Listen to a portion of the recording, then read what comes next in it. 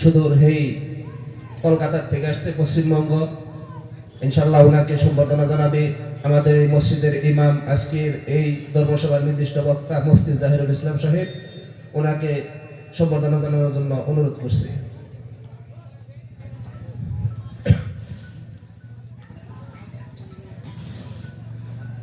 তারপর সম্বর্ধনা জানাবো মির্জা আব্দুল জলিল সাহেব, ওনাকে সম্বর্ধনা জানাবো শফিকুল ইসলাম।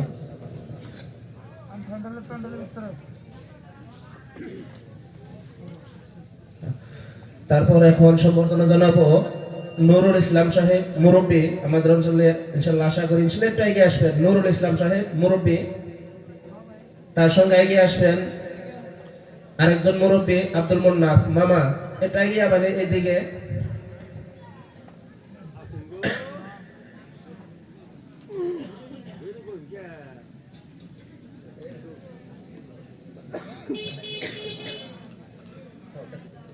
এখন সম্বর্ধনা জানাবো আব্দুল মুন্নাফ সাহেব, আমাদের এই অঞ্চলের মুরব্বী। নুরুল ইসলাম সাহেব জানাবে। আর তার সঙ্গে সম্বর্ধনা জানাবো নুরুল ইসলাম মুন্সি সাহেব। উনাকে ইনশাআল্লাহ এই জায়গার মধ্যে আসার জন্য আহ্বান জানাইছি। আরেকজন আসে নাই। আর তার সঙ্গে ইনশাআল্লাহ আমাদের আমন্ত্রিত মেহমান স্টেজের মধ্যে উপস্থিত হয়েছে মাওলানা আলিমউদ্দিন সাহেব। উনাকে সম্বর্ধনা জানাবে আমাদের ইমাম সাহেব। আমাদের মুরব্বী, আমাদের এই মসজিদের প্রাক্তন ইমাম নুরুল ইসলাম মুন্সি সাহেব। নাম কোন লাগলে মুরব্বী মানুষ, তা বারবার বলতেছি। ইনশাআল্লাহ থাকলে একটু এগিয়ে আসেন। যাই হোক, ইনশাআল্লাহ আমরা বর্তমানের জন্য আবার স্থগিত রাখলাম। সময় সাপেক্ষে সভাপতি যদি আদেশ দেয় ইনশাআল্লাহ আমরা কার্যসূচি হাতে নিব।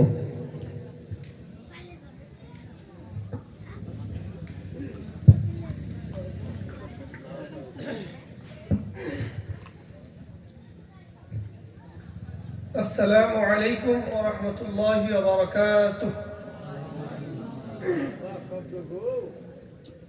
আওয়াজ কিন্তু মনে হচ্ছে খুব ধিমি, এমন আওয়াজ দিলে কিন্তু হবে না। সালাম দেওয়াটা কি কয়জন জানি একটু দেখি। সালাম দেওয়া সুন্নাত, আর উত্তর দেওয়াটা হচ্ছে ওয়াজিব। যদি আমরা উত্তর না দিই তাহলে কিন্তু আমরা গুনাহগার হব। আমরা এখানে নেকি করতে এসেছি না গুনাহ করতে? তাহলে সকলে কেন উত্তর দিলাম না? মনোযোগী হতে হবে। আবারও সালাম দিচ্ছি, আসসালামু আলাইকুম ওয়া রাহমাতুল্লাহি ওয়া বারাকাতুহু। আলহামদুলিল্লাহ, খুব সুন্দর হয়েছে। তো আমার বক্তব্য শুরুর প্রারম্ভে আমি আপনাদের কাছে একটি কথা বলবো। একটি নয়, বেশ কয়েকটি কথা বলবো, তারপরে আমার বক্তব্য শুরু করবো ইনশাআল্লাহ। সর্বাগ্রে আমরা যারা এখানে উপস্থিত আছি বা উপস্থিত হয়েছি, আমার সম্মুখে অথবা পর্দার অন্তরালে আমার মা ও বোনেরা, আমাদেরকে প্রথমে আমাদের নিয়তকে সঠিক করতে হবে। আমি একটু জিজ্ঞাসা করছি, আপনারা বলবেন যে আমরা আজকে এখানে এসেছি কি উদ্দেশ্যে? কয়েকজন বলেন আওয়াজ করে। এরকম চুপ থাকলে হবে না, কিছু বলতে হবে আপনাদেরকে আমার সাথে সাথে। আমরা এখানে উপস্থিত হয়েছি কি জন্য?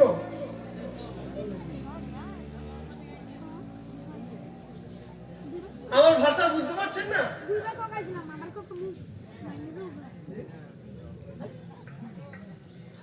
আমরা যে এখানে আসছি কি উদ্দেশ্য? ওয়াজ শুনতে আসছি না দিনের কথা শুনতে আসছি?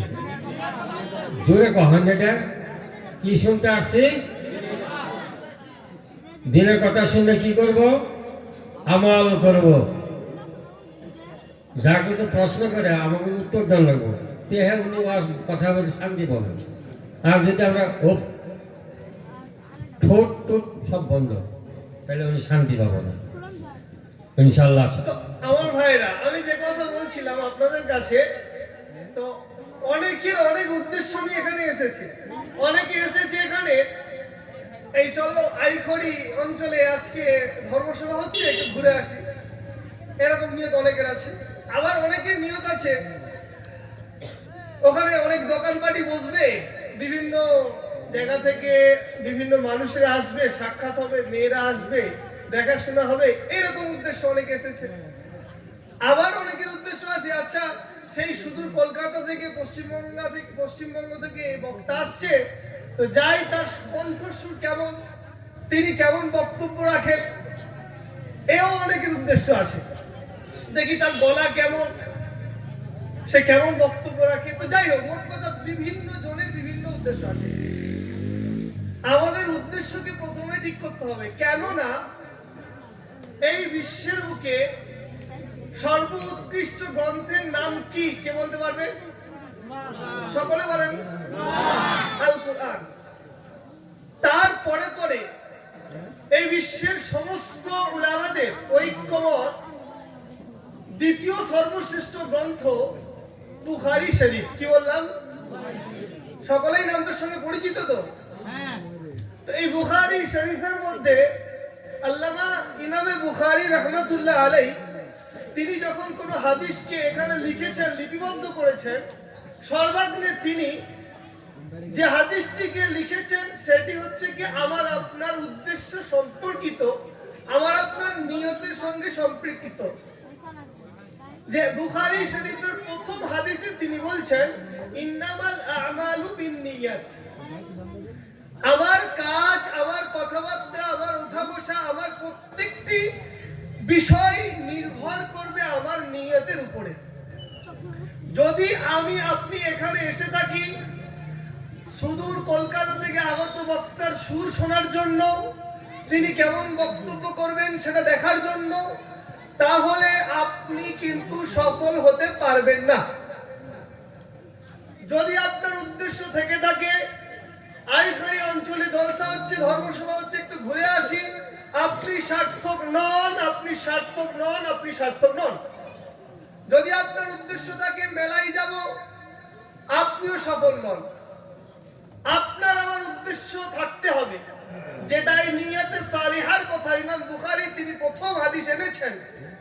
এই কারণে তিনি তার গ্রন্থ লিখতে গিয়ে তিনি বিশ্ববাসীর কাছে বোঝাতে চাইলেন, আমি যে লিখছি কিতাব, এই কিতাব লেখার উদ্দেশ্য মানুষ আমাকে বড় রাইটার বলবে, মানুষ আমাকে বড় লেখক বলবে, তা যেন না হয়ে যায়। যদি তা হয়ে যায়, কিয়ামতের ময়দানে আমার আল্লাহর কাছে আমি ধরা খেয়ে যাব। তো ইমামে বুখারী নিয়তটাকে সহি করলেন।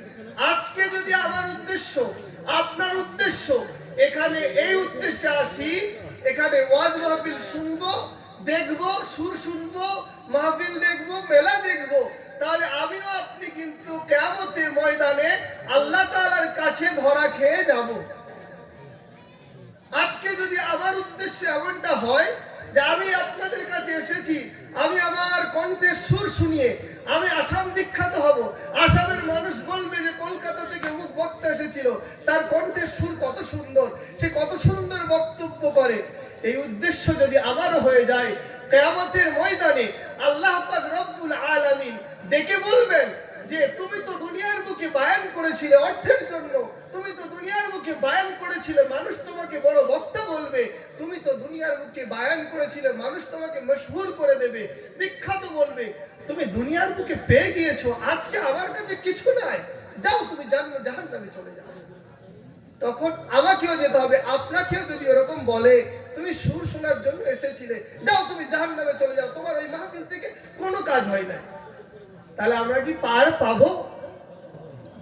তো আগে আপনি আমি সকলেই পর্দার অন্তরে মা বোনেরা সকলকেই বলছি, আগে নিয়তটাকে সহি করেন, তারপরে বয়ান শোনেন। আমার সঙ্গে প্রত্যেকেই বলেন, সকলেই সমস্যারে বলেন যে আমরা আজকে এই মাহফিলে এসেছি একমাত্র আল্লাহকে রাজি খুশি করার জন্য, আল্লাহর দ্বীনকে বোঝার জন্য এবং তার উপরে আমল করার জন্য। আল্লাহ পাক আমাদের এই নিয়তকে কবুল করুক, সকলে বলি আল্লাহুম্মা আমিন। অতঃপর দ্বিতীয় কথা, আমি যখন আপনাদের সম্মুখে কথা রাখবো, আপনাদেরকে হয়তো কিছু কথা জিজ্ঞাসা করতে পারি, আপনারা যথাসম্ভব একটু চেষ্টা করবেন উত্তর দেওয়ার। ইনশাআল্লাহ দেবেন? ইনশাআল্লাহ। সাথ দেবেন তো? দ্বিতীয় কথা, যদি এই সামনে উপবিষ্ট জনস্রোতের মধ্যে কোনো হাফিজে কোরআন থাকেন, আলিমে দিন থাকেন, অনুগ্রহ করে আপনাকে আমি বলবো আপনি একটু স্টেজে চলে আসবেন। আপনাদের সম্মান আল্লাহ তাআলা অনেক দেবেন কিয়ামতের মাঠে, তো আপনাদের সম্মানও স্টেজে। আমার পক্ষ থেকে এটা আহ্বান, দাওয়াত, আপনারা স্টেজে আসুন, যদি কেউ থেকে থাকলে অনুগ্রহ করে আসুন। চতুর্থ কথা হচ্ছে গিয়ে, যারা এখনো আমরা বাইরে ঘোরাঘুরি করছি, আমরা এই মজলিসে চলে আসি।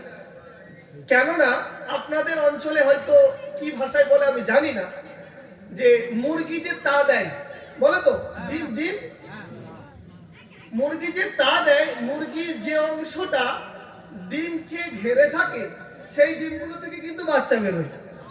আর যেটা মুরগির তার বাইরে চলে যায়, অর্থাৎ মুরগি বসতে পারে না, সেই জায়গায় কিন্তু ডিমের বাচ্চা। আমি কথা ভুল বললাম? আপনারা ভালো জানবেন আমাদের থেকে। তো এই মজলিসে, এই সামিয়ানার ভেতরে যে থাকবে, সে কিন্তু সফল, অর্থাৎ সে ওই ডিমের মতো বাচ্চা ফুটবে, অর্থাৎ আল্লাহ তাআলা তাকে সফল করবেন, সব দেবেন। সবাই বলি সুবহানাল্লাহ। আর যারা এখানে ওখানে ঘুরে বেড়াচ্ছি, শুধু ঘোরাই হবে কিন্তু কোনো কাজে আসবে না। সুতরাং প্রত্যেক ভাইয়ের কাছে করজোড়ে অনুরোধ, বিশেষ করে কমিটির ভাইদেরকে বলবো, আমি কমিটির ভাইদেরকে বলবো, আপনারা প্রত্যেকেই এখানে আসুন। আপনাদেরকে আগিয়ে আসতে হবে, তবে যে অন্যান্যরা আগিয়ে আসবে। আপনারা ঘুরে বেড়াবেন তো অন্য ভাইরা আসবে না।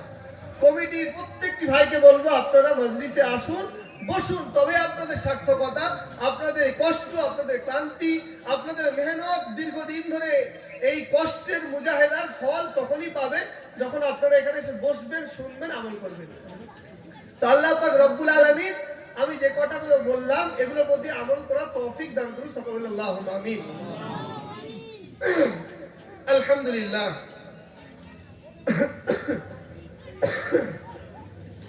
আলহামদুলিল্লাহ। আলহামদুলিল্লাহ নাহমাদুহু ওয়া নাস্তাঈনুহু ونستغفره ونؤمن به ونتوكل عليه ونعوذ بالله من شرور أنفسنا ومن سيئات أعمالنا من يهده الله فلا مضل له ومن يضلله فلا هادي له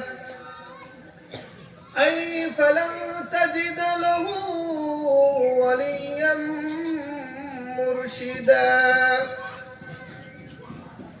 ونشهد أن لا إله إلا الله وحده لا شريك له ونشهد أن سيدنا وحبيب ربنا وسندنا ومولانا محمدا عبد الله ورسوله.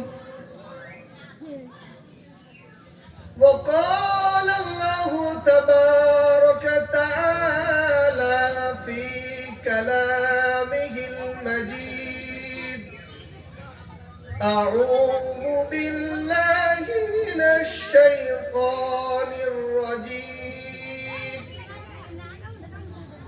بسم الله الرحمن الرحيم. ليس البر أن تولوا وجوهكم قبل المشرق والمغرب ولكن البر من آمن بالله واليوم الآخر والملائكة والكتاب إلى آخر الآية. صدق الله العظيم. وقال النبي صلى الله عليه وسلم: سبعة يظلهم الله في ظله يوم لا ظل إلا ظله الإمام العادل وشاب نشا في عبادة ربه ورجل قلبه معلق في المساجد ورجلان تحبا في الله اجتمعا عليه وتفرقا عليه إلى آخر الحديث أو كما قال عليه الصلاة والتسليم. وقال الله تبارك وتعالى في شان حبيبه أعوذ بالله من الشيطان الرجيم بسم الله الرحمن الرحيم إن الله وملائكته يصلون على النبي يا أيها الذين آمنوا صلوا عليه وسلموا تسليما اللهم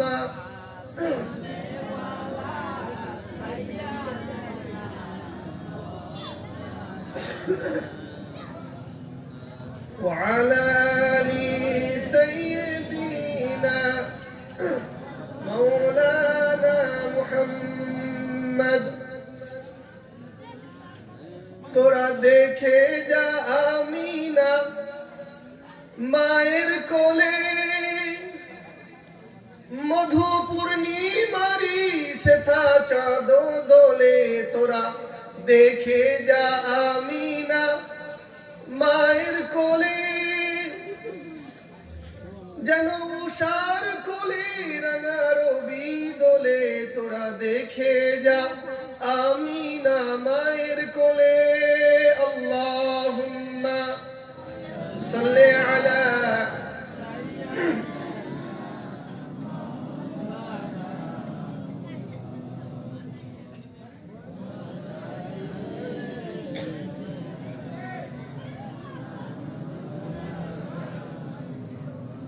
কে আসলো বলে এই পৃথিবী হলো উজালা কে গাইলো এসে সাম্মেরি গান শূন্য কাফেলা কে আসলো বলে এই পৃথিবী হলো উজালা কে গাইলো এসে সাম্মেরি গান শূন্য কাফেলা वो हाशिमी मक्की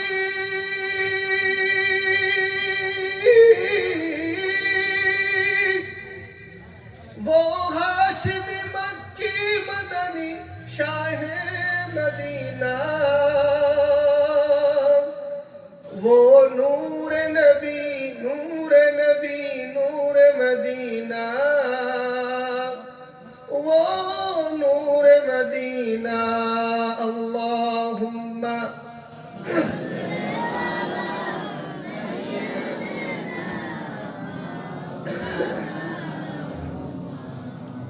وعلى آل سيدنا مولانا محمد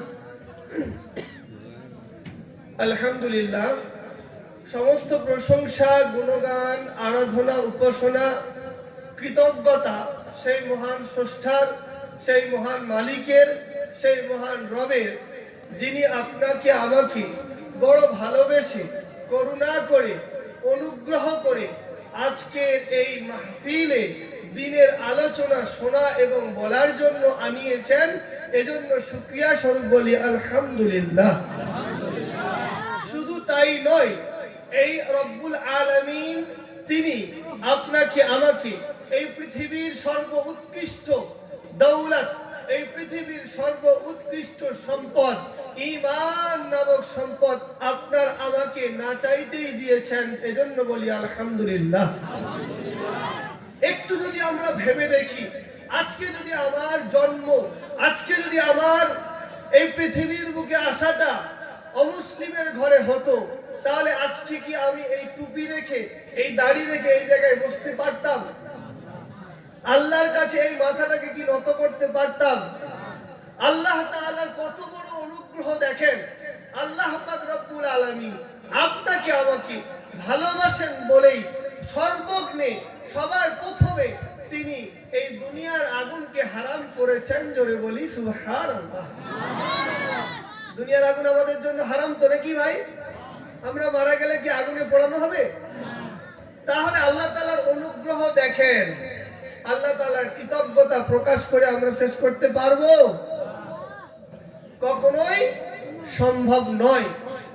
আল্লাহ পাক রব্বুল আলামিন পবিত্র কুরআনুল কারীমের মধ্যে বললেন, ওয়া ইন তাউদ্দু নি'মাতাল্লাহি লা তুহসুহা। জোরে বলি আল্লাহু আকবার। আল্লাহ পাক রব্বুল আলামিন বললেন, হে দুনিয়ার মানুষ, তোমরা যদি আমি রব্বুল আলামিনের প্রশংসা জ্ঞাপন করতে থাকো, আমি রব্বুল আলামিনের কৃতজ্ঞতা প্রকাশ করতে থাকো, তোমরা আমার নিয়ামতের গণনা করতে করতে ক্লান্ত হয়ে যাবে, কিন্তু আমার গণনা তোমরা কোনোদিন শেষ করতে পারবে না। কথা বলেন ঠিক কি না? আল্লাহ পাক রব্বুল আলামিনের নিয়ামতের গণনা করে সম্ভব আমাদের দ্বারা? কয়েকটি নিয়ামত আপনাদেরকে বলি। আল্লাহ পাক রব্বুল আলামিন কুরআনুল কারীমের অন্য একটি আয়াতে বললেন, ওয়া ফিল আরদি আয়াতুল লিল মুকিনিন ওয়া ফি আনফুসিকুম আফালা তুবসিরুন। আল্লাহ পাক রব্বুল আলামিন বললেন, ওয়া ফিল আরদি আয়াতুল লিল মুকিনিন, এই পৃথিবীর বুকে বিশ্বাসী বান্দাদের জন্য রয়েছে আয়াত, নিদর্শন রয়েছে। আর নিজের জীবনের মধ্যে, মানবের জীবনের মধ্যে রয়েছে আয়াত, নির্দিষ্ট একটি নিদর্শনাবলী দিয়ে রেখেছেন আল্লাহ পাক রব্বুল আলামিন। এই আয়াতে কারিমার মাধ্যম দিয়ে মুসলিম উম্মাহকে শুধু নয়, সমগ্র পৃথিবীর মানুষকে বোঝাতে চাইলেন যে তোমরা যদি এই পৃথিবীকে নিয়ে গবেষণা করতে থাকো, এই পৃথিবীর পাহাড় মণ্ডলীকে নিয়ে, আসমানকে নিয়ে, সূর্যকে নিয়ে, চন্দ্রকে নিয়ে যদি তোমরা গবেষণা করতে থাকো, তাহলে আল্লাহ পাক রব্বুল আলামিনকে খুঁজে পেয়ে যাবে। আল্লাহ পাক রব্বুল আলামিনের দরবারে মাথা নত করতে তোমরা বাধ্য হয়ে যাবে। জোরে বলি আল্লাহু আকবার। আল্লাহ পাক রব্বুল আলামিন কেমন নিয়ামত দিয়েছেন আমাদেরকে ভাইরা। আমরা এই যে আসমান যে দেখতে পাচ্ছি আমাদের মাথার উপরে যা আছে, আচ্ছা বলেন তো ভাই, এই কাগজটাকে আমি যদি এরকম রাখি, এটা দাঁড়াবে? কথা বলেন, দাঁড়াচ্ছে? দাঁড়াচ্ছে না। একটু কি কোনদিন চিন্তা করে দেখেছি যে আমার আল্লাহ কেমনি করে এই আসমানটাকে এরকম দাঁড় করিয়ে রেখেছেন? কোনদিন চিন্তা করেছি? আল্লাহ পাক রব্বুল আলামিন কুরআনুল কারীমের মধ্যে প্রায় ৬০০০ এর উপরে আয়াত দিয়েছেন। তো এই আয়াতের মধ্যে ৫০০ বেশি আয়াত এমন আছে যে আয়াতের মধ্যে আল্লাহ পাক রব্বুল আলামিন বলছেন যে তোমরা গবেষণা করো, তোমরা চিন্তা করো, আছে কি কোনো চিন্তাশীল জাতি, আছে কি কোনো বুঝদার জাতি, আছে কি কোনো ইলম জাতি, আছে কি কোনো জ্ঞান অর্জনকারী জাতি যার মর্মবস্তু এতটুকু যে তোমরা স্টাডি করো, পড়াশোনা করো, গবেষণা করো, আল্লাহর নিদর্শনগুলিকে খোঁজো। সুবহানাল্লাহ বলবেন না? সুবহানাল্লাহ। আল্লাহ পাক রব্বুল আলামিন এই যে আসমানটাকে কেমন করে রেখেছেন, এটা কি আল্লাহ তাআলার অনুগ্রহ নয়? শুধু আল্লাহ তাআলা কি আসমানকে রেখেছেন বলেন? তার সঙ্গে চাঁদ দিয়েছেন, সূর্য দিয়েছেন, তারকারাজি দিয়েছেন। কিভাবে সুসজ্জিত করে আমাদের জন্য এই প্রথম আসমানটাকে রেখেছেন। জোরে বলি সুবহানাল্লাহ। তো আল্লাহ পাক রব্বুল আলামিন এত নিয়ামত দিয়েছেন যে নিয়ামতের যদি আমরা গবেষণা করি আমরা ক্লান্ত হয়ে যাব, কিন্তু আল্লাহ তাআলার নিয়ামত গণনা করে আমরা শেষ করতে পারবো না। আমার ভাইরা, ওয়াফিল আরদি আয়াতুল লিল মুকিনিন, এই যে জমিনের উপরে কেমন নিয়ামত দিয়েছেন দেখেন। আল্লাহ পাক রব্বুল আলামিন, আপনাদের চোখের সামনে তো পাহাড় দেখতে পাওয়া যায় ভুটানের, তাই না ভাই? এই পাহাড় কত বড় নিয়ামত। আল্লাহ তাআলা কুরআনুল কারীমের সূরা নাবার মধ্যে বললেন যে ওয়াল জিবাল আওতাদা, এই পাহাড়কে আমি পেরেক স্বরূপ কম্পে কম্পিত না হতে পারে, পৃথিবী যেন নাড়াচাড়া না করতে পারে। আমার ভাইরা, শুধু এই পাহাড় কিন্তু এতটুকুর মধ্যে সীমাবদ্ধ নয়। আজকে যদি আল্লাহ তাআলা আমাদেরকে পাহাড় নামক জিনিসটা না দিতেন, তাহলে কি আমরা এই রোডে গাড়ি চালাতে পারতাম? আমরা এই ট্রেনে সফর করতে পারতাম? আমরা বাসে যে যাই সফর করতে পারতাম? সম্ভব হতো না। পাথর কেটে কেটে ট্রেন লাইন তৈরি হচ্ছে, বাস লাইন তৈরি হচ্ছে। প্রত্যেকটি বড় বড় রোডে আপনার এই পাথর কাজে লাগছে কি লাগছে না ভাই? তো এখানে আল্লাহ পাক রব্বুল আলামিন পাহাড়কে কেমন নিয়ামত করেছে, আমরা যদি একটু চিন্তা করি, গবেষণা করি, বুঝতে পারবো। শুধু এতটুকুতে সীমাবদ্ধ নয়। পাহাড় থেকে আপনার নদী প্রবাহিত হয় না? কথা কিছু বুঝতে পারছেন কি বলতে চাইছি? পাহাড় থেকে নদী প্রবাহিত হয় কি হয় না? এই যে নদী, যে জলাধার যে প্রবাহিত হয়ে আসছে, এটা আমাদের কত কাজে লাগে একটু ভাবেন তো। আল্লাহ পাক বললেন যে অফিল আরদি আয়াতুল লিল মুকিনিন, তোমাদের জন্য পৃথিবীর মধ্যে রয়েছে নিদর্শন। আরে এই যে আসমান, এই পাহাড়ের থেকে যে পানি ধারা নেমে আসছে, এই পানি গিয়ে আমাদের সমুদ্র অর্থাৎ বঙ্গোপসাগর দিয়ে আমাদের 24 পরগনা সেখানে চলে গিয়েছে। এই পানির কারণে আজকে আমরা বিভিন্ন জায়গায় চাষবাস করতে পারছি। আল্লাহ পাক রব্বুল আলামিনের কুদরত দেখেন। আল্লাহ পাক রব্বুল আলামিন পাহাড়কে আমাদের জন্য অকল্যাণের জন্য বানাই নাই। আল্লাহ পাক রব্বুল আলামিন নদীকে আমাদের অকল্যাণের জন্য বানাই নাই। আল্লাহ পাক রব্বুল আলামিন সমুদ্রকে এমনি বানান নাই। আল্লাহ পাক রব্বুল আলামিন এই পৃথিবীর বুকে যত মাখলুককে সৃষ্টি করেছেন, সে বাঘ বলুন, সিংহ বলুন, হাতি বলুন, গন্ডার বলুন, যা কিছুই বলুন, সমস্ত কিছু কিন্তু আল্লাহ পাক রব্বুল আলামিন আমার আপনার মুমিনের কল্যাণের জন্য বানিয়েছেন। জোরে বলি সুবহানাল্লাহ। আল্লাহ পাক রব্বুল আলামিনের করুণা শেষ করতে পারবো না, কৃতজ্ঞতা জ্ঞাপন করে শেষ করতে পারবো না আমার ভাইরা। আল্লাহ পাক রব্বুল আলামিন শুধু কি এই পৃথিবীর বুকে এতটুকুই দিলেন? একটু কোনোদিন চিন্তা করেছি এই একই মাটি, এই একই মাটিতে আপনি আম লাগাচ্ছেন তো আম হচ্ছে, আবার জাম গাছ লাগাচ্ছেন তো জাম হচ্ছে, আবার কলা গাছ লাগাচ্ছেন তো কলা গাছে কলা হচ্ছে, আম গাছে কলা হচ্ছে না, জাম গাছে আম হচ্ছে না, আম গাছে জাম হচ্ছে না। আল্লাহ তাআলার কুদরতের নিদর্শনের বহিঃপ্রকাশ কি আমাদের সম্মুখে নাই? ফাবিআইয়ি আলাই রাব্বিকুমা তুকাযযিবান, তোমরা তোমার প্রভুর, তোমরা তোমার স্রষ্টার কোন নিয়ামতকে অস্বীকার করবে? আমাদের সম্মুখে আল্লাহ তাআলা এত নিয়ামত দিয়েছেন আমার ভাইরা। শুধু এই এতটুকুতে ক্ষান্ত নন। দেখেন আল্লাহ পাক রব্বুল আলামিন আমাদের জীবনের যা কিছু প্রয়োজন সমস্ত কিছু কিন্তু এই মাটির মধ্যে বিদ্যমান রেখেছে। জোরে বলি সুবহানাল্লাহ। এতে গেল আপনার মাটি। আচ্ছা, আপনারা এখানে যারা বসে আছেন, আপনাদের এখানে যারা আমরা বসে আছি, কেউ একজন হাত তুলে বলেন তো লাখ কোটি টাকার সম্পত্তির মালিক আছে কেউ? আপনাকে কি তথ্য দিচ্ছি, আপনি আমি এই যে নিঃশ্বাসটা গ্রহণ করছি না ভাই, এই নিঃশ্বাসটা যদি আমাকে আপনাকে একদিন কিনে ব্যবহার করতে হতো, আমাকে 80 লক্ষ টাকা ব্যয় করতে হতো। কত টাকা? ন্যূনতম কত বললাম? আল্লাহ পাক রব্বুল আলামিনের করুণা অনুগ্রহ দেখেন ভাইরা। আপনি আমি সারা জীবনে এত অক্সিজেন গ্রহণ করলাম, যে গ্রহণের মাধ্যমে বিনিময়ে যদি আমার আল্লাহ বলেন যে আমাকে অর্থ দিতে হবে, আমাকে তোমার ছেলেটাকে আল্লাহর রাস্তায় কুরবানি করতে হবে, আমাকে তোমার সম্পত্তির অর্ধেক দিতে হবে, পুরোপুরি দিতে হবে, আল্লাহ তাআলা কি আমাদেরকে বলেছেন? আমরা কি দিতে পারবো? সক্ষম? আল্লাহ তাআলার নিয়ামত দেখেন ভাই, কত বড় নিয়ামত, সুবহানাল্লাহ। অসংখ্য নিয়ামত। এমনি করে নিয়ামতের আরো যদি বর্ণনা দিতে থাকি আপনারা শুনতেই থাকবেন, শেষ হবে।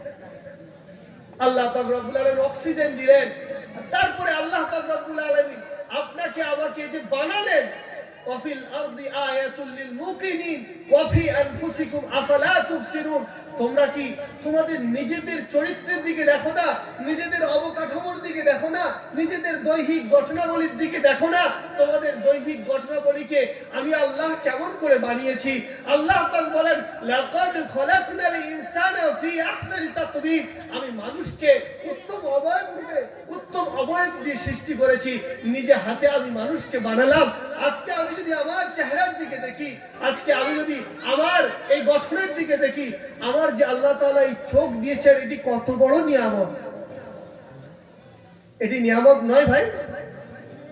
আজকে যদি আমার আপনার চোখ না থাকতো, আজকে যদি আমাকে আপনাকে এই দেখার শক্তি না দিতেন, তাহলে আমি আপনি বুঝতাম এই পৃথিবীর বুকে কি আছে কি নাই, আমরা কি বুঝতে পারতাম?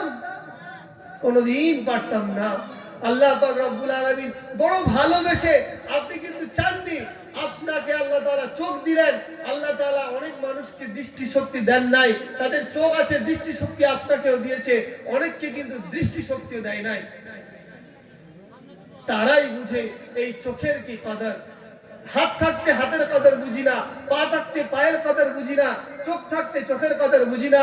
তো আল্লাহ পাক রব্বুল আলামিন আমাদেরকে এই যে চোখ দিলেন, এই চোখটা নিয়ে যদি আমরা একটু গবেষণা করি, আল্লাহর কাছে মাথা নত করতে আমরা বাধ্য হয়ে যাব। জোরে বলি সুবহানাল্লাহ। আপনাদের কি জানা আছে আমি জানি না। আচ্ছা, আমাদের এই যে চোখের পানি লবণাক্ত কেন বলুন তো? কে বলতে পারবে দেখি? আল্লাহ তাআলা যে বলেছেন অফিল আরদি আয়াতুল লিল মুকিনিন ওয়াফি আনফুসিকুম আফালা তুবসিরুন, এই চোখের পানিটা লবণাক্ত কেন? আল্লাহ তাআলা এখানেও একটি আল্লাহ তাআলার নিয়ামতের বহিঃপ্রকাশ ঘটিয়েছেন।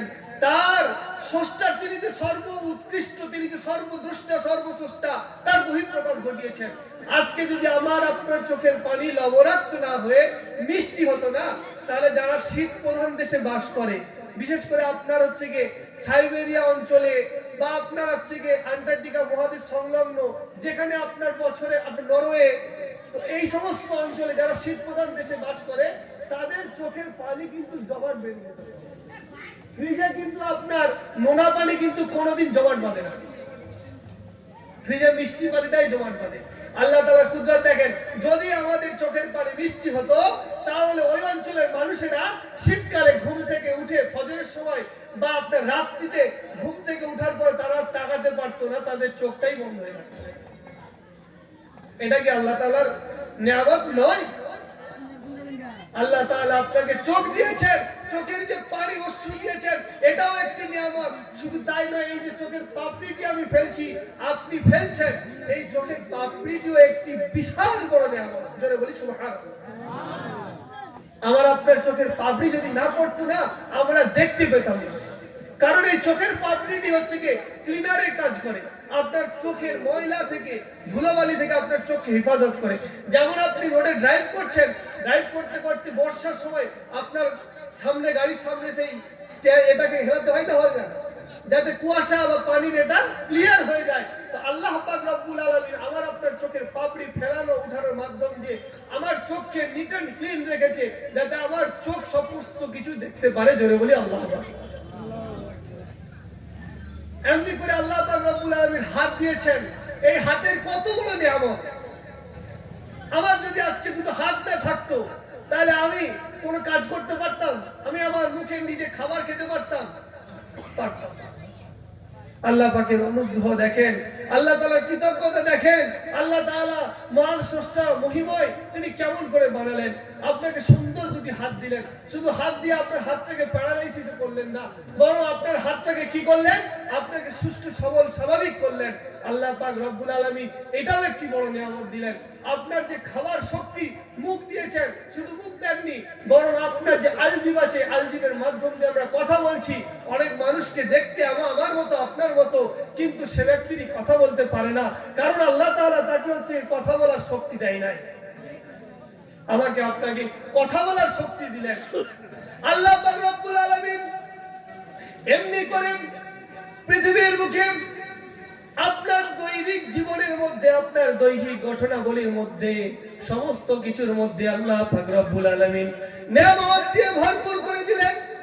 অসংখ্য নিয়ামত দেওয়ার পরে আল্লাহ পাক রব্বুল আলামিন বললেন, লা ইন শাকারতুম লা আযীদান্নাকুম ওয়া লা ইন কাফারতুম ইন্না আযাবি লাশাদীদ। আল্লাহু আকবার। আল্লাহ পাক রব্বুল আলামিন বললেন, লাইন শাকারতুম লাযিদান্নাকুম, তোমাদেরকে অসংখ্য অগণিত নিয়ামত দিয়েছি। অসংখ্য অগণিত নিয়ামত দেওয়ার পরে আল্লাহ পাক রব্বুল আলামিন বলছেন, যদি তোমরা আমার কৃতজ্ঞ হও, যদি তোমরা আমার প্রশংসা জ্ঞাপন করো, যদি তোমরা আমার কাছে মাথা নত করো, সাজদা করো, আল্লাহ পাক রব্বুল আলামিন বলছেন লাযিদান্নাকুম, আমি অবশ্যই অবশ্যই তোমাদের নিয়ামতকে, তোমাদের অনুগ্রহকে, তোমাদেরকে যা কিছু দিয়েছি এই সমস্ত কিছুকে অধিক অধিক অধিক পরিমাণে বাড়িয়ে দেব। জোরে বলি সুবহানাল্লাহ। আরবি ব্যাকরণগত ভাবে লাযিদান্নাকুম, এখানে লাম আবার নুন, যার অর্থ হয় আল্লাহ অবশ্যই অবশ্যই অবশ্যই দেবেন। জোরে বলি সুবহানাল্লাহ। আর আল্লাহ তাআলার ওয়াদা কি মিথ্যা না সত্য? আল্লাহ তাআলার ওয়াদা মিথ্যা? আল্লাহ তাআলা কোরআনের মধ্যে কোনো মিথ্যা কথা বলেছেন? যদি আমরা ভাবি কিন্তু আমাদের ঈমান থাকবে না। আল্লাহ তাআলা কোরআনের প্রথমেই বলে দিয়েছেন যালিকাল কিতাব লা রাইবা ফি, এমন একটা কিতাবের মধ্যে সন্দেহ প্রতিরের কথা, সন্দেহের অবকাশ নাই। আল্লাহ পাক রব্বুল আলামিন এত নিয়ামত দেওয়ার পরে শুধুমাত্র বললেন তোমরা আমার প্রশংসা করো, তোমরা আমার কৃতজ্ঞ হও, তোমরা আমার গুণগান গাও, তোমরা আমার কাছে সাজদা নত করো, তাহলে আমি আল্লাহ পাক রব্বুল আলামিন তোমাদের নিয়ামতকে বৃদ্ধি করে দেব। জোরে বলি সুবহানাল্লাহ। আচ্ছা ভাইরা, এবার বলুন যে নিয়ামত বৃদ্ধি করবেন আল্লাহর শুকরিয়া আদায় করতে হবে। আচ্ছা, আল্লাহর শুকরিয়া কেমন আদায় করবেন? শুধুমাত্র কি আলহামদুলিল্লাহতেই শুকরিয়া আদায় হয়ে যাবে? এটা কি জানা আছে আমাদের? উদাহরণস্বরূপ বলি, আপনাকে কোন একজন ব্যক্তি একটি জায়নামাজ গিফট করেছে। কি গিফট করেছে? মুসাল্লা, নামাজি, নামাজ পড়ার জন্য যে জায়নামাজ পাতা হয়, এটা আপনাকে উপহার দিয়েছে, উপঢৌকন দিয়েছে। আপনি কি করলেন? ওই জায়নামাজটাকে নিয়েছে আপনার বাড়ির পাপোশ হিসেবে ব্যবহার করছেন। কি হিসাবে? বাড়ির যে গেটের সামনে যে পাপোশ দেওয়া হয় না, বুঝতে পারছেন পাপোশ মানে? এই পাপোশ হিসাবে আপনি ব্যবহার করছেন। এবার আপনি বলুন, ওই ব্যক্তিটির কি আপনি যথার্থ সম্মান করলেন? সম্মান হলো? আপনার ওই ব্যক্তিটির কৃতজ্ঞতা প্রকাশ তখনই হবে, যথার্থ সম্মান তখনই দেওয়া হবে যখন আপনি ওই জায়নামাজটাকে নিয়ে নামাজ আদায় করবেন, আপনি ওই জায়নামাজটার উপরে বসে কোরআনুল কারীম তেলাওয়াত করবেন, আপনি ওই জায়নামাজটার উপরে বসে আল্লাহর জিকির করবেন, আপনি ওই জায়নামাজটায় বসে আল্লাহ তাআলার কাছে দোয়া করবেন, তখনই হবে ওই ব্যক্তির প্রকৃত অর্থে কৃতজ্ঞতা। আর আমরা আল্লাহ তাআলার কৃতজ্ঞতা কেমনে করব? শুধুমাত্র আলহামদুলিল্লাহ এই শব্দের মাধ্যমে, যদিও শাব্দিক অর্থে আপনার কৃতজ্ঞতা প্রকাশ হয়ে যায়, কিন্তু আল্লাহ রাব্বুল আলামিনের ব্যাপক অর্থে যে কৃতজ্ঞতা প্রকাশ হয় না। আমি সুদ খাচ্ছি বলছি আলহামদুলিল্লাহ, আমি নামাজ পড়ছি না বলছি আলহামদুলিল্লাহ, আমি জেনা করছি বলছি আলহামদুলিল্লাহ, আমি রোজা রাখি না আমি বলছি আলহামদুলিল্লাহ, আমি মদ খাই আমি বলছি আলহামদুলিল্লাহ, আমি গাঁজা খাই আমি বলছি আলহামদুলিল্লাহ, আমি ওজনে কম দিই আমি বলছি আলহামদুলিল্লাহ, আমি সমস্ত ধরনের পাপ কাজ করছি আর বলছি আলহামদুলিল্লাহ। তাহলে কি আলহামদুলিল্লাহ হলো না আল্লাহর বিপরীত কিছু? আল্লাহর প্রশংসা হলো না শয়তানের প্রশংসা হলো? বলেন। তাহলে আল্লাহর প্রশংসা, আল্লাহর শুকরিয়া কেমনে করব? লাইন শাকারতুম লাযিদান্নাকুম এর অর্থ কি? আল্লাহ পাক রব্বুল আলামিনের এই নিয়ামতের বর্ণনা একটু দিলাম এই কারণেই, আপনাকে আল্লাহ রব্বুল আলামিন এত নিয়ামত দেওয়ার পরে আল্লাহ পাক রব্বুল আলামিন বলছেন, বান্দা তুমি যেখানেই থাকো, যে অবস্থায় থাকো, যখন যে মুহূর্তে থাকো, যখন তোমার কানে মাইকের আযান পৌঁছে যাবে, তুমি তোমার কপালটাকে আমার কুদরতি কদমে সাজদা দিয়ে নত হয়ে যাও। এতটুকু আমার আল্লাহ চেয়েছেন। কি চেয়েছেন? বান্দা এত নিয়ামত দিয়েছি, কোন নিয়ামতের তুমি অস্বীকার করবে?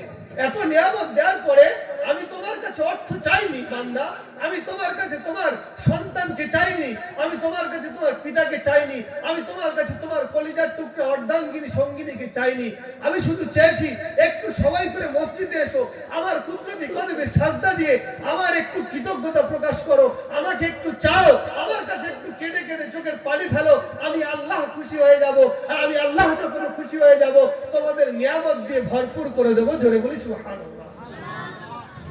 আল্লাহ তাআলা আর কিছু কিন্তু চাইনি আমার কাছে ভাইরা। আজকে আপনাকে যদি এই মুহূর্তে আপনাদের রাজ্যের প্রাইম মিনিস্টার হেমন্ত বিশ্ব শর্মা বাবু ফোন করে বলে যে আব্দুল মজিদ, আব্দুল গফফার, আব্দুল সত্তার, তোমরা এখনই গুয়াহাটিতে আসো, তোমাদের সঙ্গে একটি বিশেষ আলোচনা আছে। কি আলোচনা আছে? যে তোমাদেরকে আমি করোড়পতি করে দেবো, তোমাদেরকে এলাকার গণ্যমান্য ব্যক্তিতে পরিণত করে দেবো। আচ্ছা বলুন, কাকে ডাকলে যাবেন না? কেউ আছে এরকম যে ডাকলে যাবেন না? বলুন। মুখ্যমন্ত্রী যদি ডাকে, আপনি যে কাজেই থাকুন, আপনি যদি ধান রুইতে থাকেন, ধান লাগাতে থাকেন, বা আপনি যদি মাঠে কাজ করতে থাকেন, বা আপনি যদি আপনার টিনের চালের উপরে ছাউনির কাজ করছেন, লাভ মেরে আপনি আগে ছুটে চলে যাবেন। যাবেন কি যাবেন না ভাই? বড় দুঃখের, বড় আফসোসের। আচ্ছা আরেকটু আগে যান, ধরুন প্রাইম মিনিস্টার নরেন্দ্র মোদী আমাকে ফোন করেছে বা আপনাকে ফোন করেছে, তার খুশিতে বুকটা ফেটে যাবে না যাবে না? সারা মাইকিং করে বলে বেড়াবে যে আমাকে prime minister Narendra Modi phone করেছে, আমাকে আমাদের চিফ মিনিস্টার হিমন্ত বিশ্ব শর্মা বাবু ফোন করেছে, পার্সোনাল মিটিং এর দাওয়াত দিয়েছে। আমার বুকটা বড় হয়ে যায়, আমার বুকটা বড় হয়ে যায়। আমি মানুষের কাছে বলতে থাকি, আমার শতব্যস্ততার মাঝখানে আমি ফিরে চলে যাব তাদের কাছে, তাদের মিটিং অ্যাটেন্ড হওয়ার জন্য। আর এদিকে আমার আপনার আল্লাহ রাব্বুল আলামিন, সর্ব বাদশাদের বাদশা, সর্ব নেতাদের নেতা আমার আল্লাহ পাক রব্বুল আলামিন, আমার ভাইরা 5টি বার মাইকে নামাজের দ্বারা আল্লাহ ডাকছেন, হাইয়া আলাস সালাত, হাইয়া আলাস সালাত। আমার কানে মাইকের ধ্বনি আছে, কিন্তু আমার আল্লাহর মিটিংয়ে আমি সাড়া দিতে পারছি না। তার মানে আমরা এটাকে আল্লাহকে বোঝাতে চাইছি যে আল্লাহ, আপনার সঙ্গে আমাদের মিটিং এর প্রয়োজন নাই, আপনার সঙ্গে আমাদের সাক্ষাতের প্রয়োজন নাই, আপনার সঙ্গে আমাদের কোনো কথাবার্তার প্রয়োজন নাই। আমাদের প্রয়োজন আমাদের রাজ্যের প্রাইম মিনিস্টার, আমাদের প্রয়োজন আমাদের এলাকার পঞ্চায়েত প্রধান, আমাদের প্রয়োজন আমাদের এলাকার এমএলএ, আমাদের প্রয়োজন আমাদের এলাকার চিফ মিনিস্টার। আল্লাহ, আপনাকে আমার প্রয়োজন নেই। উল্টো দিকে এটাই আমরা বোঝাতে চাইছি কি চাইছি না বলছি? আল্লাহ পাক রব্বুল আলামিনের আমরা ডাকে কি সাড়া দিয়েছি? আল্লাহ রাসূল সাল্লাল্লাহু আলাইহি ওয়াসাল্লাম বলছেন হাদিস পাকের মধ্যে যে বান্দা যখন নামাজে আসে, বান্দা যখন নামাজে আসে, নামাজে এসে যখন সাজদাতে যায়, আল্লাহ পাক রব্বুল আলামিনের কুদরতি কদমে মাথা লাগায়, আর আল্লাহ পাক রব্বুল আলামিনের সঙ্গে না যায় ইউনাজি শব্দ, হাদিসের শব্দ, যে গোপনে গোপনে গোপনে অর্থাৎ কানে কানে যে কথা বলা হয়, তো আল্লাহ পাক রব্বুল আলামিনের সঙ্গে, আমার আল্লাহর সঙ্গে ওই বান্দা কানে কানে কথা বলেন। জোরে বলি সুবহানাল্লাহ। আচ্ছা, কানে কানে কোন কথাগুলো বলা হয়? যার কোনো গুরুত্ব নেই সেরকম কথা তো নাকি? আমার খুব গুরুত্বপূর্ণ কথা হলো একজনের কাছে শেয়ার করতে গিয়ে আমি কানে কানে বলি। তাহলে আমার আল্লাহ ডাকছেন যে বান্দা এসো, বান্দা এসো, তোমার জন্য আমি আল্লাহ রেডি হয়ে আছি।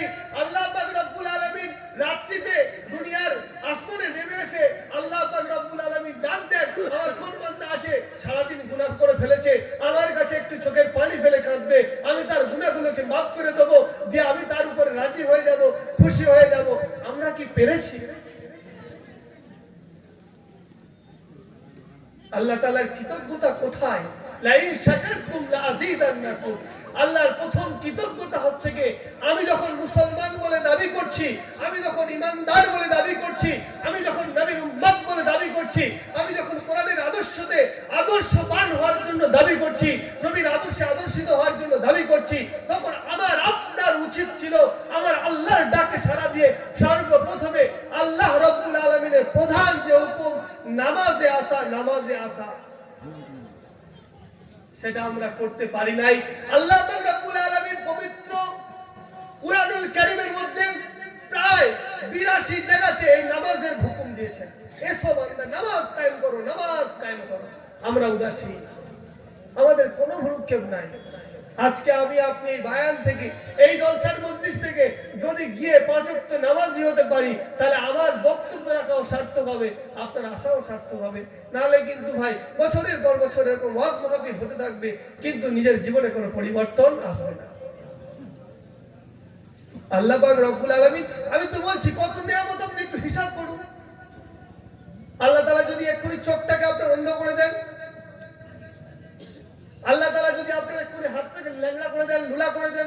পাটাকে অবশ করে দেন, করতে পারেন কি পারেন না? সক্ষম আল্লাহ তাআলা। তারপরেও করেনি, কিন্তু আপনার চোখকে বন্ধ করেননি, তারপরে আপনার হাতকে ল্যাংড়া করেননি, আপনার পাকে ল্যাংড়া করেননি, সবল রেখেছেন। এই জন্য ভাইরা, প্রথম দাওয়াত, প্রথম কথা আল্লাহর কৃতজ্ঞতা হবে এই আপনার নামাজের মাধ্যমে। নামাজকে কায়েম করতে হবে।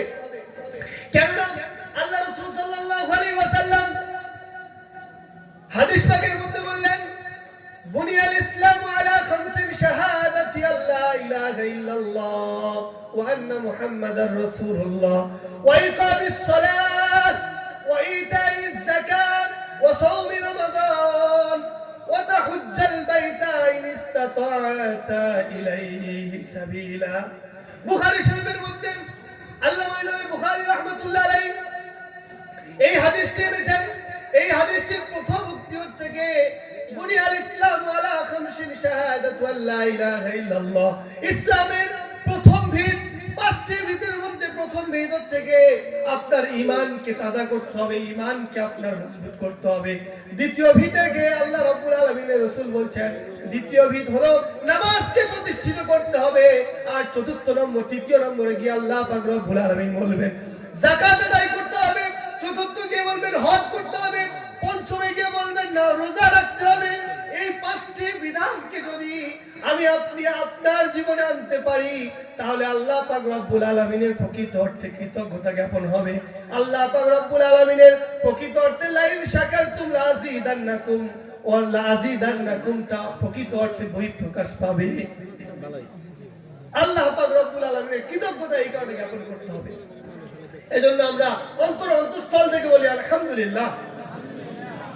একবার একটু দরুদ শরীফ পড়েন, আল্লাহুম্মা সাল্লি আলা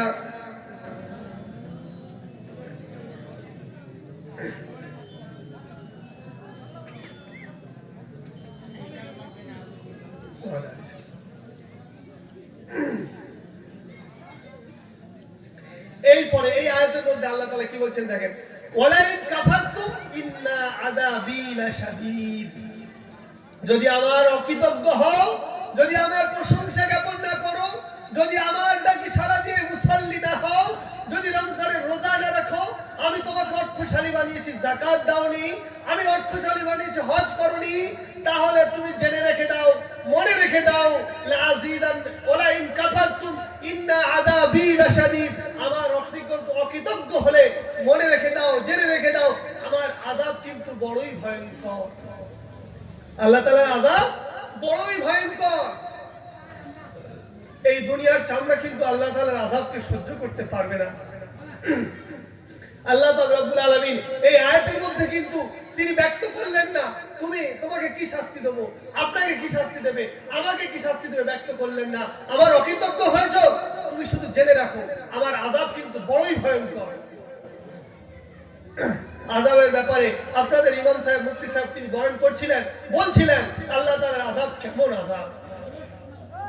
আমার ভাইরা, এজন্য আপনাদের কাছে বলছি যে আমাদেরকে সদা সর্বদা আল্লাহ পাক রব্বুল আলামিনের কৃতজ্ঞতা আদায় করতে হবে। আর এই কৃতজ্ঞতার অর্থ এটাই হবে, আমার আপনার জীবনে ইসলাম এসে যাবে, আমার আপনার জীবনে কোরআনের আদর্শ এসে যাবে, আমার আপনার জীবনে রাসূলের আদর্শ এসে যাবে, আমার আপনার জীবনে আল্লাহ রব্বুল আলামিনের রেখে যাওয়া বা দেওয়া বিধান মোতাবেক আমার জীবন চলবে। তবে হবে আল্লাহ রব্বুল আলামিনের প্রকৃত অর্থে শুকরিয়া। আর আল্লাহ রব্বুল আলামিনের প্রকৃত অর্থে শুকরিয়া হলে আল্লাহ তাআলা আমাদের নিয়ামত বাড়িয়ে দেবেন। সুবহানাল্লাহ। এরপরে আসি আল্লাহ পাক রব্বুল আলামিনের কৃতজ্ঞতার পরে আমাদের উচিত সেই মহামানবের শানে, সেই রাসূলের শানে দরুদের নাজরানা প্রেরণ করার, যে রাসূলের মাধ্যম দিয়ে, যে নবীর মাধ্যম দিয়ে আজকে আমরা ইসলামকে পেয়েছি, আজকে আমরা পৃথিবীর সর্বোৎকৃষ্ট ধর্মকে পেয়েছি।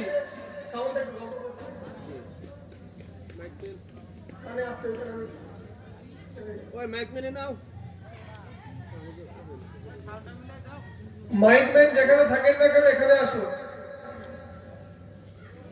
মাইকম্যান সকলে আল্লাহ দরুদ শরীফ পড়ুন, আল্লাহুম্মা সাল্লি আলা সাইয়্যিদিনা মাওলানা মুহাম্মদ ওয়া আলা আলি সাইয়্যিদিনা মাওলানা মুহাম্মদ।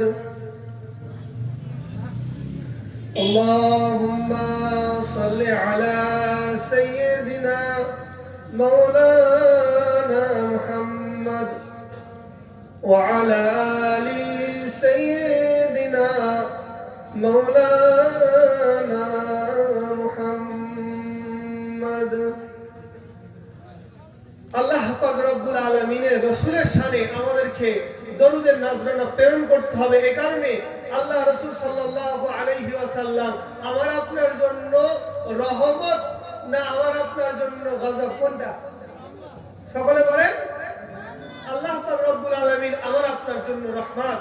আল্লাহ পাক রব্বুল আলামিন পবিত্র কোরআনুল কারীমের মধ্যে বলেছেন ওয়া আরসালনাকা ইল্লা রাহমাতাল লিল আলামিন, আমি এই রাসূলকে প্রেরণ করেছি সমগ্র বিশ্ব জগতের জন্য রহমত করে। আল্লাহ পাক রব্বুল আলামিনের রাসূল শুধুমাত্র মুমিনের জন্য মুসলমানের জন্য কি রহমত না সারা পৃথিবীর জন্য রহমত? সমগ্র পৃথিবীর জন্য আল্লাহ পাক রব্বুল আলামিন আমার রাসূলকে রহমত করেছেন। আমার রাসূলের আদর্শ কেমন ছিল, আমার রাসূলের সাথে কেন দরুদের নাজরানা প্রেরণ করব, তার কয়েকটি কথা বলবো আমার ভাইরা। আজকে আমরা যদি এখান থেকে নিয়োগ করতে পারি, আমরা যতদিন বাঁচবো যদি রাসূলের আদর্শের উপরে বাঁচবো, আমরা যতদিন বাঁচবো রাসূলের অনুকরণে বাঁচবো, তাহলে আল্লাহ পাক রব্বুল আলামিনের ওয়াদা তিনি আমাদেরকে জান্নাত দেবেন। আল্লাহ রাসূলের আদর্শকে নিয়ে থাকতে হবে। রাসূলের আদর্শ আছে যেখানে আমরা আছি সেখানে, রাসূলের আদর্শ নাই আমরা থাকবো না সেখানে। এজন্য রাসূলের আদর্শের উদ্দেশ্য কি, রাসূলের সামনে দরুদ প্রেরণ করার উদ্দেশ্য কি? আমার রাসূল সাল্লাল্লাহু আলাইহি ওয়াসাল্লাম আমার আপনার জন্য কি না করেছেন। এখনো পর্যন্ত তিনি কবরে শুয়ে শুয়ে চোখের পানি ফেলছেন, কাঁদছেন উম্মতের জন্য, উম্মতের জন্য, উম্মতের জন্য কাঁদছেন। আল্লাহ পাক রব্বুল আলামিনের রাসূল জনাবে মুহাম্মদুর রাসূলুল্লাহ সাল্লাল্লাহু আলাইহি ওয়াসাল্লাম যখন তিনি ইসলামের দাওয়াত দেবেন, ইসলামের দাওয়াত নিয়ে কাফের বেঈমান মুশরিকদের কাছে গেল। কাফের বেঈমান, মক্কার কাফের বেঈমানরা আল্লাহ রাসূলের দাওয়াতকে কবুল করলেন না, আল্লাহ রাসূলকে বরং চক্রান্ত করতে লাগলো, আল্লাহ রাসূল সাল্লাল্লাহু আলাইহি ওয়াসাল্লামকে বিরোধিতা করতে লাগলো। তখন আল্লাহ রাসূল সাল্লাল্লাহু আলাইহি ওয়াসাল্লাম দিনের দাওয়াত দেওয়ার জন্য তিনি তায়েফের ময়দানে পৌঁছে গিয়েছিলেন। আমরা জানি সেই রাসূলকে তায়েফবাসীরা, ওদিকে আমার আলোচনার উদ্দেশ্য নয়, সংক্ষিপ্ত আকারে আল্লাহ রাসূল সাল্লাল্লাহু আলাইহি ওয়াসাল্লামকে তায়েফবাসীরা অকথ্য অত্যাচার করেছিল, তাকে মেরেছিল, তাকে রক্তাক্ত করে দিয়েছিল। তারপরেও আমার আপনার রাসূল তাদের জন্য বিরোধিতা করেন নাই, তাদের ব্যাপারে বদদুয়া করেন নাই, তাদের জন্য আল্লাহ রাব্বুল আলামিনের রাসূল হাত তুলে দোয়া করেছিলেন। জিবরাইল আলাইহিস সালাম পাহাড়ের উপরে নিম্নমান আপনার ফেরেশতারা এসে আল্লাহ রাসূলকে বলছেন, ইয়া রাসূলুল্লাহ, ইয়া হাবিবাল্লাহ, আপনি যদি হুকুম করেন, আপনি যদি অর্ডার দেন, আপনি যদি আদেশ দেন, আমরা এই পাহাড়ের মাঝখানে তায়েফবাসীকে নষ্ট করে দিতে পারি, কুচল দিতে পারি, ধ্বংস করে দিতে পারি। আমার আপনার রাসূল সেদিন বলেছিলেন যে না না না, তোমরা এমন কাজ করতে যেও না। আজকে এরা হয়তো বুঝছে না আমি রাসূল, কিন্তু এদের পরবর্তী প্রজন্ম তারা আমাকে বুঝতে পারবে, তারা জানতে পারবে যে আমি আল্লাহ তাআলার পক্ষ থেকে রাসূল। আল্লাহ পাক রব্বুল আলামিনের রাসূল সেদিন কিন্তু বদদুয়া করেন নাই, বরং আল্লাহ রাসূল সাল্লাল্লাহু আলাইহি ওয়াসাল্লাম সেদিন দোয়া করেছিলেন, দোয়া করেছিলেন, দোয়া করেছিলেন। এই রাসূলকে আমরা পেয়েছি যে রাসূলের আদর্শের ব্যাপারে হাদিস পাকের মধ্যে এসেছে আল্লাহ রাসূল সাল্লাল্লাহু আলাইহি ওয়াসাল্লাম তখনও তিনি কিন্তু ইসলাম তখনও তিনি কিন্তু নবুয়ত পাননি, অর্থাৎ আল্লাহ পাক রব্বুল আলামিন আল্লাহ রাসূল সাল্লাল্লাহু আলাইহি ওয়াসাল্লামের উপরে তিনি ওহী করেননি। ওহী করার পূর্বেই আল্লাহ রাসূল সাল্লাল্লাহু আলাইহি ওয়াসাল্লামকে কাফের বেঈমানেরা কি উপাধি দিয়েছিল? সাদিক, আমানতদার উপাধি দিয়েছিল। আজকে আপনারা বলুন তো, আপনাদের গ্রামে এমন একজন কি আছে যাকে সকলেই বিশ্বাস করে? আছে? তাহলে আমরা নবীর অনুসারী কেমনে হলাম? রাসূলের সামনে দরুদ কি সাল্লাল্লাহু আলাইহি ওয়াসাল্লামের মধ্যেই সীমাবদ্ধ? আল্লাহ রাসূলের উম্মতের কি দাবি করব? আল্লাহ রাসূলের প্রেমিক হিসাবে নিজেকে কিভাবে রিপ্রেজেন্ট করব? কিভাবে বোঝাবো? আমার জীবনে তো রাসূলের আদর্শ নাই। যে রাসূল সাল্লাল্লাহু আলাইহি ওয়াসাল্লামকে কাফের বেঈমানেরা তারা সাদিক বলেছিল, আমানতদার বলেছিল, আল্লাহ রাসূল সাল্লাল্লাহু আলাইহি ওয়াসাল্লাম তখনও তিনি নবুয়ত পাননি। খাদিজা নামক একজন জনৈক ব্যবসায়ী মহিলা আল্লাহ রাসূলকে তিনি বিশ্বাস করে তিনি তার ব্যবসার যাবতীয় দায়িত্ব দিয়ে দিয়েছিলেন। এমন আখলাকের অধিকারী আমরা কজন হতে পেরেছি? অথচ আমরা বুঝছি দিয়ে বলছি আমরা রাসূলের অনুসারী, আমরা রাসূলের আদর্শে, আমরা রাসূলের উম্মত। কেমনে করে রাসূলের উম্মত হয়ে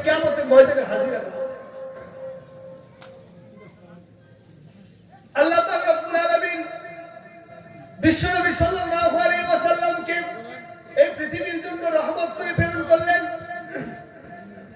এখন একটু সময় আয়েশা সিদ্দিকা রাদিয়াল্লাহু তাআলা আনহা আল্লাহ রাসূল সাল্লাল্লাহু আলাইহি ওয়াসাল্লামকে জিজ্ঞাসা করতেন, ইয়া রাসূলুল্লাহ, ইয়া হাবিবাল্লাহ, কিয়ামতের ময়দানে কঠিন মাহশরের দিনে আপনি আপনার উম্মতদেরকে কেমনে করে চিনতে পারবেন? আপনি আপনার উম্মতদেরকে কিভাবে আপনি খুঁজে নেবেন? আল্লাহ রাসূল সাল্লাল্লাহু আলাইহি ওয়াসাল্লাম বললেন, আয়েশা, এই মরুভূমির প্রান্তরে যদি অসংখ্য কালো উট থাকে, ওই কালো উটের মাঝখানে যদি একটি উটের কপালে সাদা থাকে, আপনি আমি আপনারা চিনতে পারবো কি পারবো না? কথা বলেন। সকলেই চিনতে পারবো। আল্লাহ রাসূল সাল্লাল্লাহু আলাইহি সাল্লামের প্রশ্নের উত্তরে আয়েশা সিদ্দিকা রাদিয়াল্লাহু তাআলা আনহা বলেছিলেন, ইয়া রাসূলুল্লাহ, ইয়া হাবিবাল্লাহ, অবশ্যই আপনি চিনতে পারবেন। কেন চিনতে পারবেন না? অবশ্যই আপনি চিনতে পারবেন। আল্লাহ রাসূল সাল্লাল্লাহু আলাইহি সাল্লাম বললেন, কিয়ামতের ময়দানে আমি আমার উম্মতদেরকে ওই অমনি করে যেমন ভাবে কালো উটের মাঝখানে সাদা উট বিশিষ্ট কপাল, উট বিশিষ্ট উটকে আমি খুঁজে নিতে পারবো। কিয়ামতের ময়দানে আমার উম্মতের কপাল থেকে একটি নূরের জ্যোতি বেরোবে। ওই নূরের জ্যোতি দেখে দেখে আমি আমার উম্মতকে বেছে বেছে জান্নাতের জন্য সুপারিশ করব। আল্লাহ পাক রব্বুল আলামিনের কাছে জোরে বলি সুবহানাল্লাহ। আচ্ছা, কাদের কপাল থেকে নূরের জ্যোতি বেরোবে? যারা রাসূলের আদর্শের বিপরীতে চলেছে তাদের, যারা বেনামাজি তাদের, যারা রোজা রাখে না তাদের। কাদের বেরোবে নূরের জ্যোতি? যারা নামাজি হয়েছে, যারা কোরআনের আদর্শকে ফলো করেছে, যারা কোরআনের মডেলকে বাস্তবায়িত করেছে, যারা কোরআনের আদর্শকে নিজের জীবনে এনেছে, নিজের পরিবারে এনেছে, নিজের সমাজে এনেছে, নিজের রাষ্ট্রে এনেছে। আল্লাহ পাক রব্বুল আলামিন রাসূলের সাল্লাল্লাহু আলাইহি ওয়াসাল্লামের আদর্শকে বাস্তবায়ন করতে গিয়ে নিজের রক্তকে দিয়েছে, নিজের জানকে দিয়েছে, নিজের মালকে দিয়েছে। আল্লাহ পাক রব্বুল আলামিনের রাসূল কিয়ামতের ময়দানে ওই ব্যক্তিদের কপাল থেকে নূরের জ্যোতি দেখে দেখে আল্লাহ তাআলা কালকে আল্লাহ রাসূল সাল্লাল্লাহু আলাইহি ওয়াসাল্লাম কালকে জান্নাতে নেবেন ইনশাআল্লাহ। তাহলে আমাদেরকে বেনামাজি হতে হবে না নামাজি হতে হবে? রাসূলের আদর্শের উপর চলতে হবে কি চলতে হবে না? ইনশাআল্লাহ চলবো রাসূলের আদর্শের উপরে। আমার ভাইরা, কিয়ামতের ময়দান কিন্তু বড়ই কঠিন হবে আমার ভাইরা। আল্লাহ পাক রব্বুল আলামিন কোরআনুল কারীমের মধ্যে বলছেন যে ফাইদা নুফিকা ফিস-সূর ফালা আনসাবা বাইনাহুম, যখন জিবরাইল আপনার ইসরাফিল আলাইহিস সালাতু ওয়াস সালামকে আল্লাহ পাক রব্বুল আলামিন যখন ইসরাফিল আলাইহিস সালাতু ওয়াস সালামকে তিনি অর্ডার করবেন যে আপনি আজকে কিয়ামতের ময়দানে কিয়ামত অনুষ্ঠিত করতে যাচ্ছি আমি, আপনি সূর ফুঁকে দেন, তখন আপনার আমার ফেরেশতা ইসরাফিল আলাইহিস সালাতু ওয়াস সালাম তিনি সূর ফুঁকবেন, পাহাড় পর্বত ধ্বনিত পশমের মতো উঠতে থাকবে। কোরআনুল কারীমের মধ্যে আছে ইদা যুলজিলাতিল আরদু জিলজালাহা ওয়া আখরাজাতিল আরদু আসফালাহা ওয়া ক্বালাল ইনসানু মা লাহা। এই পৃথিবী যখন ভূকম্পিত কাঁপতে থাকবে, তখন আপনার আবার এই ভূপৃষ্ঠের উপরে যা কিছু দেখছি সমস্ত কিছু ধ্বংস হয়ে যাবে। পাহাড়গুলো ধ্বনিত তুলার মতো উঠতে থাকবে। সমুদ্রের পানি আপনার থেকে তার রাত সমপরিমাণ, পাহাড় সমপরিমাণ উঁচু হয়ে সারা পৃথিবীকে ধ্বংস করে দেবে। ধ্বংস করে দিয়ে আল্লাহ পাক রব্বুল আলামিন কিয়ামতের ময়দানটাকে চাটিয়াল ময়দান করবে। ওই চাটিয়াল ময়দানে এমন হবে যে উত্তপ্ত তামা মাথার উপরে আপনার সূর্য থাকবে। ভাইরা, কিয়ামতের ময়দানের ঘটনা বড়ই কঠিন, বড়ই কঠিন। আমার আপনার মাথার উপরে সূর্য থাকলে আমরা কি টিকতে পারবো? আজকে কত দূরে সূর্য আছে, সেখান থেকে একটু যদি গরমের সময় আমরা থাকতে পারছি না, এসির ভয়ে থাকছি, ফ্যান চালিয়ে থাকছি, কিয়ামতের ময়দানে ওই কঠিন দিনে কেমনে থাকবো? কিয়ামতের ভয়াবহতা সম্পর্কে বলতে গিয়ে আল্লাহ পাক রব্বুল আলামিন বললেন, ইয়া আইয়ুহান নাসুত্তাকু রাব্বাকুম ইন্না জালজালাতাস সাআতি শাইউন আযীম। হে মানব সকল, তোমরা আল্লাহ পাক রব্বুল আলামিনকে ভয় করো। কেন ভয় করবে? নিশ্চয়ই কিয়ামতের দিবস বড়ই কঠিন হবে। কিয়ামতের দিবস বড়ই কঠিন হবে। সূরা হজের 2 নম্বর আয়াতে আল্লাহ পাক রব্বুল আলামিন বললেন, ইয়াউমা তারাউনাহা তাযহালু কুল্লু মুযআতিন আম্মা আরদাআত ওয়া তাযাউ কুল্লু যাতি হামলিন হামলাহা তারান নাসা সুকারা ওয়া মা হুম বিসুকারা। আল্লাহ পাক রব্বুল আলামিন বললেন, কিয়ামতের দিবস যদি কোন দুগ্ধ পানকারী মহিলা তার শিশুকে দুগ্ধ দিচ্ছে, দুধ পান করাচ্ছে, এমন অবস্থায় কিয়ামত যদি দেখতে পায়, কিয়ামতের বিভীষিকাময় দৃশ্যকে দেখতে পায়, সে তার সন্তানকে ফেলে দেবে, যে ছুটতে থাকবে, অসহায় হয়ে যাবে। আল্লাহ পাক রব্বুল আলামিন ওই আয়াতের মধ্যে বললেন, ওই আয়াতের মধ্যে আরেকটি অংশে বললেন, ওয়াতাদাউ কুল্লু যাতি হামলিন হামলাহা।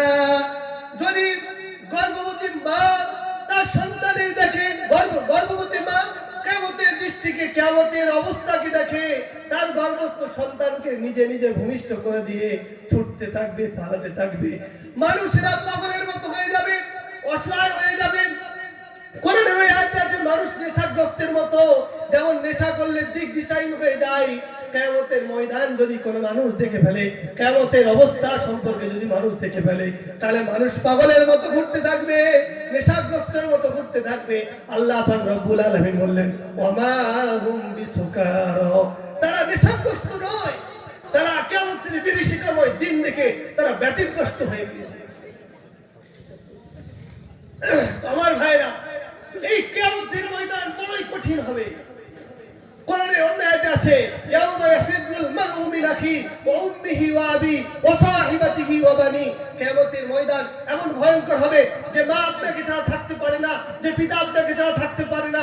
ওই পিতা, ওই মাতা কিয়ামতের ময়দানে আপনাকে চিনবেন না, আপনাকে ছেড়ে পালিয়ে যেতে থাকবে। ভাই পালাতে থাকবে, মা পালাতে থাকবে, বোন পালাতে থাকবে, নিজের সন্তানও পালাতে থাকবে। ওই দিন কেউ বাঁচতে পারবে না।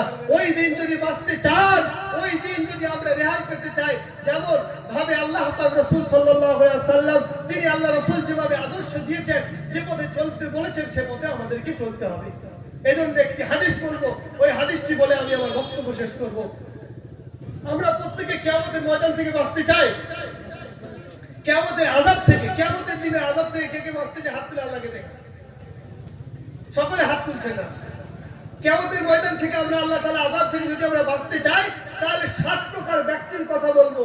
ওই 7 প্রকার ব্যক্তির মধ্যে আমাকে আপনাকে প্রত্যেককেই হতে হবে, হবে ইনশাআল্লাহ। 7 প্রকার ব্যক্তির একটা হলেই আমার জন্য ইনশাআল্লাহ আল্লাহ পাক রব্বুল আলামিন আরশে আজিমের ছায়া দিয়ে প্রটোকল দেবেন। যেদিন কিয়ামতের ময়দানে কোনো ছায়া থাকবে না, মাথার উপরে সূর্য থাকবে, সেদিন আল্লাহ পাক রব্বুল আলামিনের আরশে আজিমের ছায়া ছাড়া কোনো ছায়া থাকবে না। ওই আরশে আজিমের রেশি ছায়াতে আল্লাহ পাক রব্বুল আলামিন আমাকে আপনাকে থাকার সুযোগ করে দেবেন ইনশাআল্লাহ।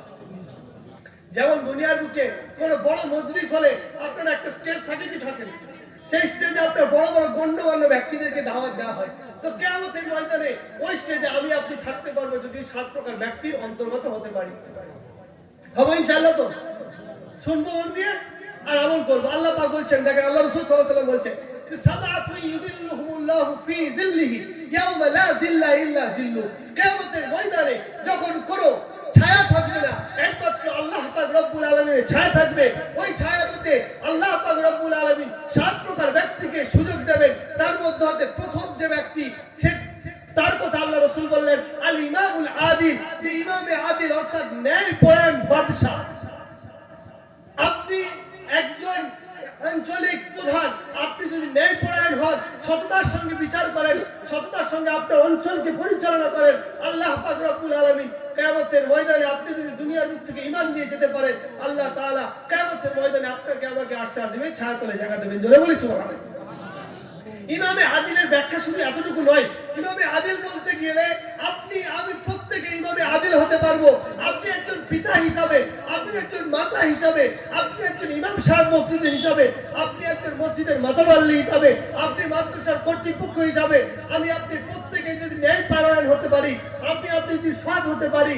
ওই একটি হাদিস আছে, কুল্লুকুম রাঈন ওয়া কুল্লুকুম মাসউলুন আন রাইয়াতিহি। ওই হাদিসটির দিকে লক্ষ্য রাখতে হবে। আমরা প্রত্যেকেই জিম্মাদার। আমাদের জিম্মাদারি সম্পর্কে আল্লাহ তাআলা জিজ্ঞাসা করবেন। আমরা প্রত্যেকেই যদি সঠিকভাবে আমাদের নিজ দায়িত্বকে আমানতের সঙ্গে, ন্যায়পরায়ণতার সঙ্গে, ইনসাফের সঙ্গে বাস্তবায়ন করতে পারি, তাহলে আমি আপনিও ইমামে আদিল হয়ে কিয়ামতের ময়দানে আরশে আজিমের ছায়াতলে জায়গা পাবো। সুবহানাল্লাহ। এরপরে কি বলছেন? এরপরে যুবকদেরকে বলছেন আল্লাহ রাসূল সাল্লাল্লাহু আলাইহি ওয়াসাল্লাম। যুবকেরা ভালো করে শুনবেন। আল্লাহ রাব্বুল আলামিন রাসূল বলেন ওয়াশাবুন নাশা ফি ইবাদাতি রাব্বিহি, ওই যুবক যে যুবক তার যৌবন কালটাকে আল্লাহ পাক রব্বুল আলামিনের রাস্তায় কাটিয়েছেন, যে যুবক আল্লাহ পাক রব্বুল আলামিনের ডাকে সাড়া দিয়ে মসজিদে গিয়েছেন, নামাজ পড়িয়েছেন, যে যুবক আল্লাহ পাক রব্বুল আলামিনের ডাকে সাড়া দিয়ে অমুক জায়গায় মাহফিল হয়েছে দিনের কথা শুনতে গিয়েছে, যে যুবক আল্লাহ পাক রব্বুল আলামিনের ডাকে সাড়া দিয়ে আপনার ওই যৌবনকালে পার্কে না গিয়ে কলেজে মেয়েদের সঙ্গে আড্ডা না দিয়ে ওই যুবক পার্কে গিয়ে খারাপ কাজ না করে ওই যুবক কোরআনের মাহফিলে বসেছে, দাওয়াতে তাবলীগের মেহনতে 40 দিনের জন্য বেরিয়ে গিয়েছে, আপনার পীর সাহেবতে বায়াত হয়ে নিজের জীবনটাকে শুদ্ধ করেছে, আত্মশুদ্ধি করেছে, ওই যুবককে আল্লাহ পাক রব্বুল আলামিন কিয়ামতের ময়দানে আরশে আযমের ছায়াতলে সুযোগ দেবেন। বলবেন না সুবহানাল্লাহ। ওয়াশাবুন নাশা ফি ইবাদাতি রাব্বিহি, যে পালিত হয়েছে, বড় হয়েছে আল্লাহ পাক রব্বুল আলামিনের ইবাদতের মাধ্যম দিয়ে, ওই যুবককে আল্লাহ তাআলা কিয়ামতের ময়দানে আরশে আযমের ছায়াতলে সুযোগ দেবেন। এরপরে আল্লাহ পাক রব্বুল আলামিন বললেন ওয়া রাজুলুন কলবুহু মুআল্লাকুন ফিল মাসাজিদ, আল্লাহ পাক রব্বুল আলামিন ওই ব্যক্তিকেও কিয়ামতের ময়দানে আরশে আযমের ছায়াতলে জায়গা করে দেবেন, যার অন্তরটা মসজিদের জন্য লটকে ছিল। অর্থাৎ মসজিদের জন্য কার অন্তর লটকে থাকে? বেনামাজির। বলেন, কথা বলেন। মসজিদের জন্য লটকে থাকে নামাজির অন্তর। আল্লাহ পাক রব্বুল আলামিন নামাজিদেরকে, যারা 5 ওয়াক্ত নামাজ পড়েছে, আযানের অপেক্ষিত ছিল কখন মাইকের আযান আমার কানে আসবে, নামাজে যাব, আল্লাহ পাক রব্বুল আলামিন কিয়ামতের ময়দানে ওই ব্যক্তিকে জান্নাত আপনার আরশে আযমের ছায়াতলে থাকার সুযোগ করে দেবেন। জোরে বলি সুবহানাল্লাহ। এরপরে আরেকটি এই হাদিসে এই ৪র্থ নম্বরে রাজুলানে তাহাব্বা ফিল্লাহ, যে ওই দুই ব্যক্তি যারা একে অন্যের সঙ্গে মহব্বত করেছে একমাত্র আল্লাহকে রাজি খুশি করার জন্য, একে অন্যে একত্রিত হয়েছে আল্লাহকে খুশি করার জন্য।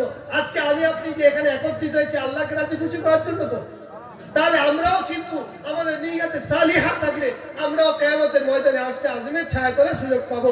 কেননা আল্লাহ পাক রব্বুল আলামিন বলেছেন রাজুলানে তাহাব্বা ফিল্লাহ ইজতামা আলাইহি ওয়া তাফাররাকা আলাইহি, ওই দুই ব্যক্তি যারা একে অন্যের সঙ্গে মিলিত হয়েছে, মুহাব্বত করেছে, একে অন্যের সঙ্গে পৃথক হয়েছে আল্লাহকে রাজি খুশি করার জন্য, আল্লাহর ভালোবাসা পাওয়ার জন্য, কিয়ামতের ময়দানে আল্লাহ তাআলা তাকেও আরশে আযমের ছায়াতলে সুযোগ দেবেন।